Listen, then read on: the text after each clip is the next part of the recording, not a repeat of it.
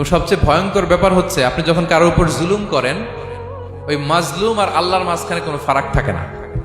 আল্লাহ ওই ফারাকের পর্দা উঠায় নেয়, দোয়া করলেই ওটা আরশে যেয়ে কবুল হয়ে যায়। খবরদার, মজলুমের কান্না কখনো বৃথা যায় না। জীবনের কোনো না কোনো সময়ে এর প্রায়শ্চিত্ত আপনাকে করতে হবে। জীবনের কোনো না কোনো সময়ে এর প্রায়শ্চিত্ত করে আপনাকে মরতে হবে। বদদোয়া করছে, ডাইরেক্ট কবুল। খবরদার আমার পেনাঙ্গের ভাইয়েরা, আমরা যেন জালিম না হই। In it's any form, operation in it's any form, যেই কোনো ভাবে, যেই কোনো ক্ষেত্রে, যেই কোনো ধরনের হইতে পারে জুলুম। কাউকে আপনি ছোট্ট কোনো কাজে ঠকালেন, বন্টন নীতিতে ঠকালেন, হ্যাঁ, জমি মেরে দিয়ে ঠকালেন, আমানত মেরে দিয়ে ঠকালেন, ইন ইটস এনি ফর্ম যদি জুলুম করে থাকেন, খবরদার, মজলুমের কান্না কখনো বৃথা যায় না।